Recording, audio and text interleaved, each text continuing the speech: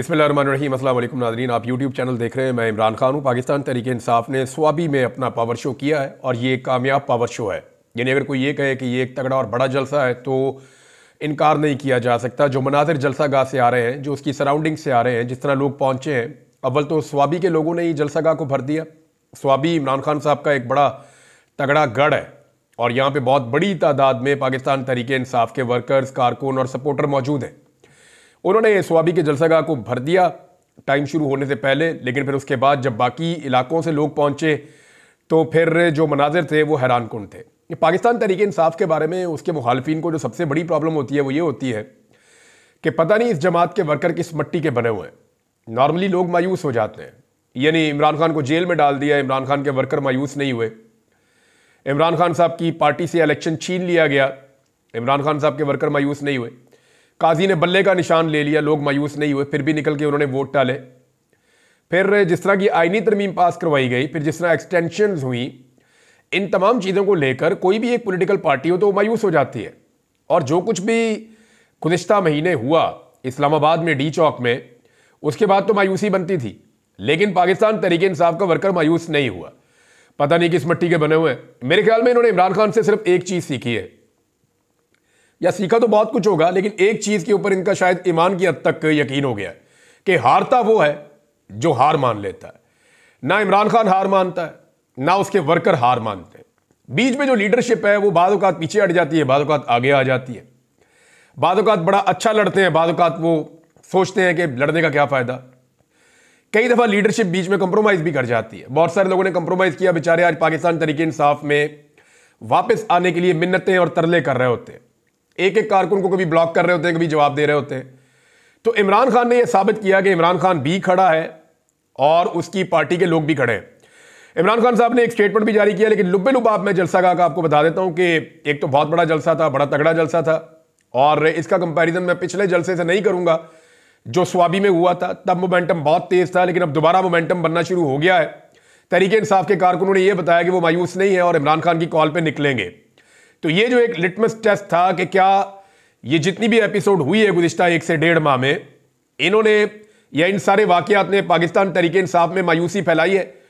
तो ये बात तो ठीक है कि एक सर्टन लेवल तक मायूसी थी, लेकिन जो कारकुन है पाकिस्तान तहरीक इंसाफ का, वो आज भी इमरान खान के साथ पूरी तरह कनेक्टेड है और वो इमरान खान की कॉल का इंतजार करता है। इमरान खान कॉल देते हैं, कारकुन फिर निकल आता है। वहां बहुत सारे रहनुमाओं ने तकारीर की। सलमान अकरम राजा साहब की तकरीर बड़ी ज़बरदस्त थी, शेख वक्कास अकरम ने बड़ी अच्छी तकरीर की, और बहुत सारे लोगों ने की। खासतौर पे ख़वातीन में ज़रताज गुल वज़ीर साहबा को अब सुना, बड़ा शानदार उन्होंने बात की।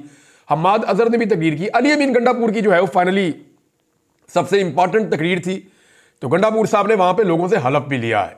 लेकिन इससे पहले कि इन सारों की बात बताई जाए, जो जलसे के अंदर आउटकम है वो मैं आपको बता देता हूँ। पाकिस्तान तहरीक इंसाफ एक लॉन्ग मार्च करने जा रही है, जिसका ऐलान अभी चंद दिनों में होने वाला है।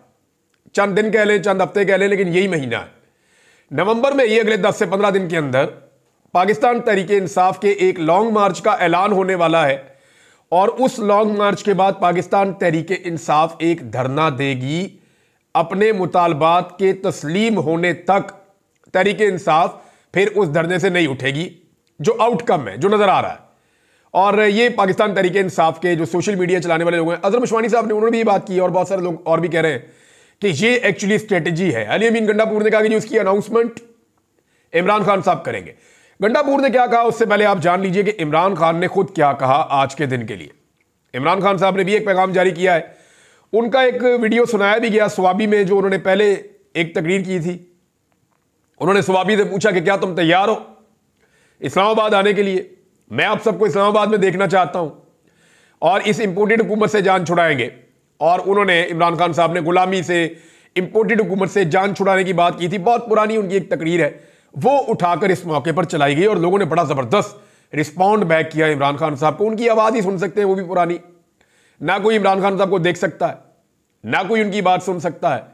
रियासत ने इस तरीके से शिकंजा कसा हुआ है इमरान खान के इर्द गिर्द। अब इमरान खान साहब का जो स्टेटमेंट था स्वाबी जलसे से पहले, जो उनके अपने ऑफिशियल ट्विटर अकाउंट से आया, वो ये है कि स्वाबी जलसे में हम अपना आइंदा का लायामल कौम के सामने रखेंगे, हमारे एहतजाज का हदफ कौम के सामने रखेंगे। और उन्होंने कहा जी कि हमारा हदफ जो है वो कोई इदारा नहीं है जमहूरियत और आइन की बहाली और अदलिया की आज़ादी हमारा हदफ है। फौज किसी एक शख्स या पार्टी की नहीं है, बल्कि पूरे पाकिस्तान की फौज है। फौज हमारा कौमी असासा है।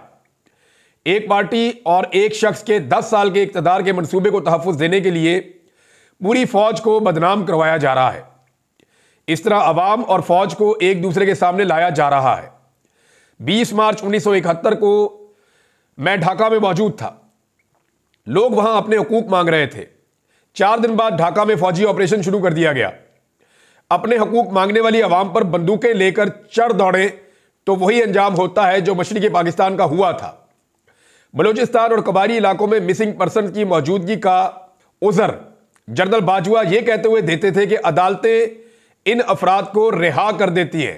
यानी बलूचिस्तान में जो लोगों को जबरी तौर पे गुमशुदा किया जाता है, इंतहाई अफसोसनाक और गलीज और घटिया हरकत है ये।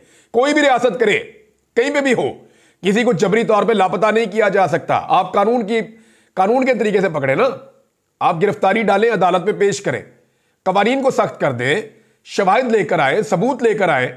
हम भी पहले यही समझते थे कि बंदे उठा लिए तो ये कौमी मुफाद में हो रहा है। जब हम खुद उठाए गए तो हमें समझ आई कि नहीं, इससे बड़ी तो ज्यादती कोई नहीं है, जुल्म भी कोई नहीं है।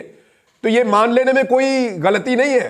ये जो लोग जबरी तौर पे लोगों को अगवा कर रहे हैं ना, इन्हें जबरी तौर पे एक हफ्ता अगवा किया जाए सिर्फ, तो इन्हें आइडिया हो जाए कि जो लोगों के साथ ये कर रहे हैं वो कितनी बड़ी तकलीफ है। मैंने इसीलिए जाके बलोचों के धरने में बलोचों से हाथ जोड़ के माफी मांगी थी कि मैंने एक जुमला आप लोगों के बारे में ऐसा बोला है माजी में जिसके ऊपर मुझे तकलीफ है और मैं उस तकलीफ का इजाला करने आया हूं, तो आप लोग मुझे माफ कर दें। बहरहाल इमरान खान साहब ने कहा कि जनरल बाजवा ये कहते थे कि अदालतें इन अफराद को रिहा कर देती हैं, इसलिए इन्हें जबरी तौर पर गुमशुदा करना पड़ता है। वजीर आला बलूचिस्तान ने भी एक मरतबा इस बात की निशानदही की कि इस तरह के इकदाम से फौज के खिलाफ नफरत जन्म लेती है। अब जो जबर और फस्तायत तहरीक इंसाफ के सपोर्टर्स और रहनुमाओं के खिलाफ बर्पा की जा रही है, इससे भी पूरे इदारे के खिलाफ नफरत हर रोज बढ़ रही है। एजेंसियों ने तहरीक इंसाफ के रहनुमाओं शहबाज गिल, आदम सवाती, ख्वाजा शराज और इंतजार पंजूथा को अगवा करके जो सलूक इनके साथ किया है, इसको पूरे पाकिस्तान ने देखा है। अपनी वकला बरादरी से मेरा यह सवाल है कि आपने मुशर्रफ के दौर में उसके जुल्म के खिलाफ मुल्क भर में वकला तहरीक चलाई थी। आज मुशर्रफ के दौर से यह दौर ज्यादा बदतरीन है। तहरीक इंसाफ के मेंबरान असम्बली को अगवा करके इनके खानदान के अफराद को डराया धमकाया जा रहा है। जिस तरह इनके घरों में घुसकर तोड़ फोड़ और जुल्म किया जा रहा है और हरासा किया जा रहा है, जिस तरह अदलिया की आज़ादी पर हमला हो रहा है, तो ऐसे में आपका क्या किरदार है?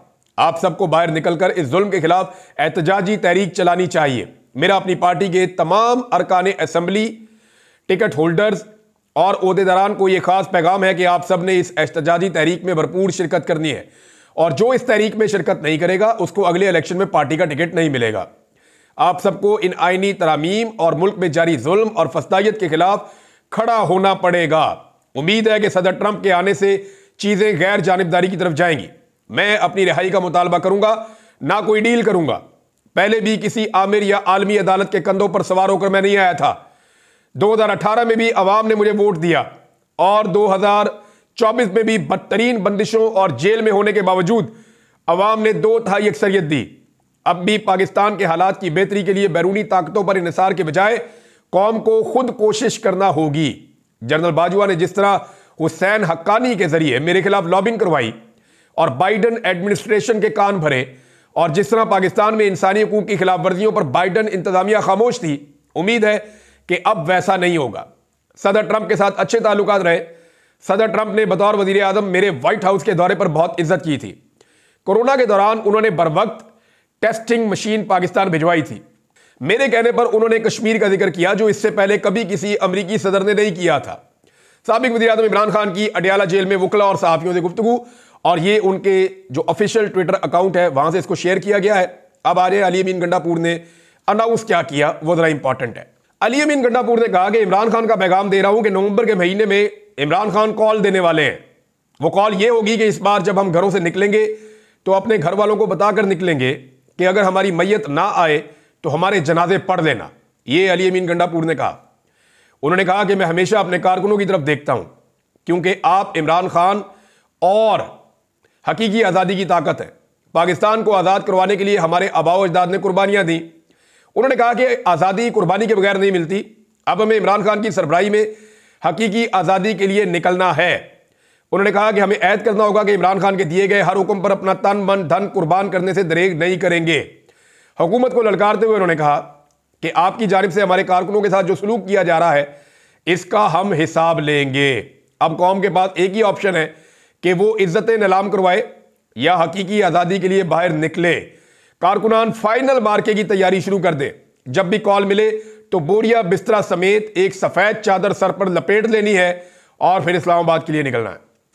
कारकुनों से हाथ उठाकर अली अमीन गंडापुर ने हलफ लिया कि वो इमरान खान के हर हुक्म पर अमल करेंगे और उनको रहा करवाने तक वापस नहीं जाएंगे। ये जनाब क्लैरिटी आ गई है। इसमें बैरिस्टर गौर साहब ने भी तकरीर की जलसे में, और एक बड़ी ज़बरदस्त तकरीर जो है वो बाकी सारे लोगों ने भी की है, और एक ज़बरदस्त प्रोग्राम था, एक बड़ा प्रोग्राम था। तहरीक इंसाफ का लाएमल बड़ा क्लियर है कि इसी महीने में ऐसा लगता है कि वो हुकूमत को वक्त दे रहे हैं, क्योंकि इंटरनेशनली इस हुकूमत के ऊपर बहुत दबाव आ गया। अब हुकूमत के पास दो ऑप्शन हैं। एक ऑप्शन ये है, क्योंकि इंटरनेशनली दबाव इतना ज़्यादा आ गया है, हुकूमत ने जिस जिस से पैसा लिया है, हुकूमत ने जिस जिस से इमदाद ली है, एक तो कर्ज होता है ना, एक इमदाद भी होती है, तो जहां जहां हुकूमत ने इमदाद ली, जहां जहां पैसा लिया, वहां हुकूमत ने बहुत सारे एग्रीमेंट साइन किए हुए हैं और हुकूमत ने इंसानी हुकूक के हवाले से बहुत सारे वादे कर रखे हैं पूरी दुनिया से। अब जब वो वफूद पाकिस्तान आने का टाइम हो गया है तो पाकिस्तान में इंसानी हुकूक की बदतरीन खिलाफ वर्जियां हो रही हैं, तो आलमी प्रेशर इस हुकूमत के ऊपर बहुत बढ़ रहा है। अमेरिका में एस्टेब्लिशमेंट के इलेक्शन हारने के बाद पाकिस्तानी एस्टेब्लिशमेंट पर भी दबाव है, हुकूमत पर भी दबाव है, फिर आप इनकी भागदौड़ भी देख रहे हैं। दूसरी जानिब इकॉनमी बहुत बुरी तरह तबाह हो गई है, इस्तेहकाम नहीं है पाकिस्तान में। इकॉनमी के हवाले से मैं आपको दो खबरें दे देता हूं। एक तो पाकिस्तान के जो वफाकी वजीर पानी और बिजली, उन्होंने बड़ा क्लियरली कहा कि 10 साल तक आपको इंतजार करना पड़ेगा। 10 साल तक पाकिस्तान में बिजली की कीमतें बढ़ती रहेंगी, ये कम नहीं होगी, ये तवातर के साथ बढ़ती रहेंगी। अब एक नया पैकेज दिया हुकूमत ने कि जो लोग इजाफी बिजली इस्तेमाल करेंगे, क्योंकि देखिए बिजली पाकिस्तान ने कारखाने ज़्यादा लगा लिए, अपनी ज़रूरत से ज़्यादा बिजली हम बना रहे हैं। अब वो बिजली खरीद पाकिस्तानी रहे नहीं, सर्दियों के अंदर डिमांड बहुत कम हो जाती है, और जब डिमांड कम हो जाती है तो फिर भी आपको कैपेसिटी पेमेंट देनी पड़ती है उन लोगों को जो बिजली नहीं बना रहे। फ़र्ज़ करें आपके यहाँ पे 40,000 मेगावाट से ज़्यादा के कारखाने लगे हुए हैं, आपकी ज़रूरत सर्दियों में रह जाती है 10,000 मेगावाट, तो जो ऊपर की 30,000 मेगावाट है उसके आपको देने पड़ते हैं कैपेसिटी पेमेंट। पैसे तो आपको 40,000 के ही देने हैं ना। तो हुकूमत ने एक नया शोशा छोड़ा है, एक नई सहूलत दी है कि अगर आप ज़्यादा बिजली इस्तेमाल करेंगे इजाफी, तो वो आपको हम सस्ती कर देंगे, ताकि हुकूमत आवाम से कुछ ना कुछ पैसा तो निकाल ले। अब लोगों के पास, बेचारों के पास अयाशी के लिए पैसे हों तो वो अयाशी करें ना, कारोबार तो चल नहीं रहा। थोड़ा बहुत कुछ तबके को फ़ायदा होगा, एक ख़ास तबके को, लेकिन आम आदमी को इसमें भी कोई फ़ायदा नहीं है। ये हुकूमत आवाम की जेब से पैसा निकालने का एक नया तरीका बना रही है, अदरवाइज बिजली महंगी ही होनी है। ये वफाकी वजीर खुद कह चुके हैं अपने मुंह से। और अभी जो स्टेटमेंट आया है ये बड़ा खौफनाक है, और ये स्टेटमेंट पाकिस्तान के वजीर खजाना ने दिया है। पाकिस्तान के वजीर खजाना कह रहे हैं कि अब कोई भी मुल्क डिपॉजिट के लिए और कर्ज रोल ओवर करने के लिए तैयार नहीं है। देखिए दो चीजें आपकी जरूरत है ना, एक तो दुनिया के मुमालिक अपना पैसा पाकिस्तान के कौमी खजाने में रख दें, ताकि पाकिस्तान का जो कौमी खजाना है वो ज़रा भरा भरा लगे और कौमी खजाने में कुछ पैसे आ जाएं। हम पहले भी ये करते थे, कुछ थोड़े से पैसे चाइना से लेके रख लिए, थोड़े से पैसे सऊदीया से लेके रख लिए, कुछ पैसे जो है वो यूएई से लेके रख लिए, कुछ प्राइवेट बैंकों से पैसा वैसा मांग के रख लिया। तो पाकिस्तान पहले ये करता था, लेकिन अब कैटेगोरिकली और क्लियरली इवन नाम लेकर वजीर खजाना ने कह दिया है कि कोई पाकिस्तान के कौमी खजाने में अपने पैसे डिपॉजिट करने के लिए तैयार नहीं है। ये रह गई है पाकिस्तान की क्रेडिबिलिटी। उसकी वजह यह है कि पाकिस्तान में सियासी इस्तेहकाम नहीं है, पाकिस्तानी पाकिस्तान को छोड़ के भाग रहे हैं, ब्रेन ड्रेन हो रहा है, टैलेंटेड लोग मुल्क से निकल रहे हैं, हुनरमंद मुल्क छोड़ के जा रहे हैं, और जितने सरमायाकार हैं उनकी दिलचस्पी है कि पाकिस्तान से बाहर जाके सरमायाकारी करें, चाहे उन्हें मुनाफा कम मिले, लेकिन वो पाकिस्तान में सरमायाकारी का रिस्क नहीं ले रहे। तो जब अपने लोग सरमायाकारी अपने मुल्क में नहीं कर रहे, ओवरसीज नहीं कर रहे, तो फिर बाहर वाले क्यों सरमायाकारी करेंगे? ये बड़ा सादा सा सवाल है। फिर कोई सरमायाकारी नहीं करेगा। दूसरा, उन्होंने कहा जी कर्ज रोल ओवर करने के लिए भी कोई तैयार नहीं है। ये होता ही है कि जो कर्जा आपने लिया हुआ होता है मुख्तलिफ मुल्कों से, आप उन्हें ये कहते हैं जी अभी हम किस्त नहीं दे सकते, मेहरबानी करो सानू थोड़ी अगे तक का टाइम दे दो। ये नहीं आपके हमने पैसे देने, फर्ज करें एक मुल्क का हमने $1 अरब देना है, हम उसे ये कहते हैं जनाब ये $1 अरब हमने देना था जनवरी में, तो आप हमें टाइम दे दें, हम ये आपको दे देते हैं जुलाई में, हमें 5-6 महीने और दे दें।